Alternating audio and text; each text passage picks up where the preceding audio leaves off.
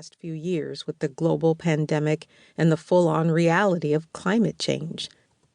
I've half-jokingly said that over the last several years, since 2016, I've been in my own global pandemic and the rest of the world has joined me. Perhaps you know the feeling of being pulled, at times uncontrollably, by a myriad of converging, almost inconceivable life circumstances into full-blown crisis. Mine began when my father died in 2016. Our relationship was complicated. He did what he could, and that was pretty bad. But despite his walking out on us as kids, despite his raging out of control, his workaholism, after years of keeping him at a safe distance, after years of hoping he'd be different or the relationship would be different, I accepted him, and he accepted me. I accepted who he was and what he did, and that I deserved better, but didn't get that from an imperfect, very human person. We reconciled. I made my peace, selfishly because I knew if I didn't transform the rage I had learned from him, I would pass it on to others, and it would consume me. I flew back from the United Kingdom, where I was leading retreats, to be by his bedside when he took his last breath. He looked at me and took my hand. I was there for him, and he knew it. The rage had become something else, something softer, something that felt more like forgiveness. The complications continued when my mostly distant and painfully ambiguous marriage of 15 years fell apart in 2018, and my then partner moved out in 2019.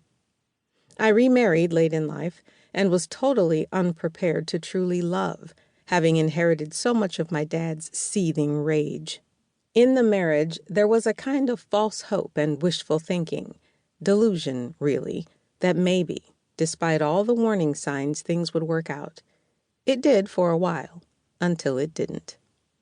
About the same time, my beloved brother Trevor was slowly dying of chronic heart failure. Day by day, his heart was getting fainter, weaker, until he needed round-the-clock skilled care and went into a crappy nursing home on the Upper West Side of Manhattan, the same place his wife of more than 30 years was living due to her advanced Parkinson's disease.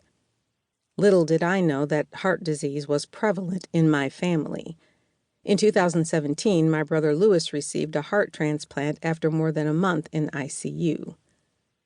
Despite it all, I kept hoping that somehow Trevor would beat the odds, that he'd regain health. But he didn't.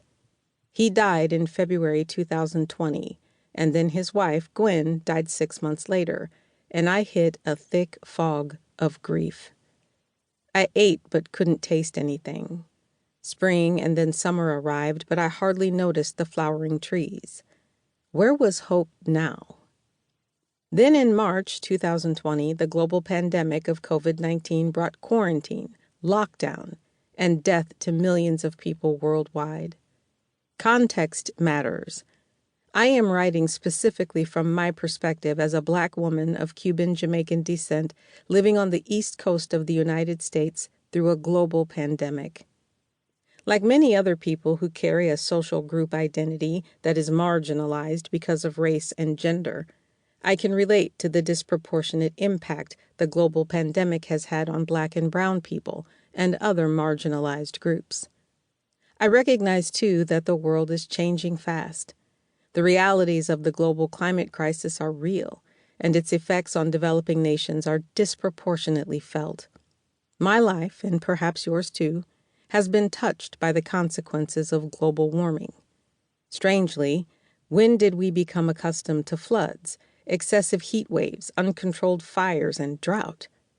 Perhaps for the first time, we are gravely aware that we share this planet, that we are interconnected despite our differing locations in the world and differing beliefs and values. What happens in Wuhan, China, affects people in San Francisco, United States.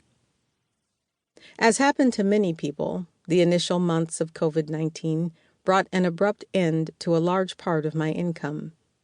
Family and friends got sick or died.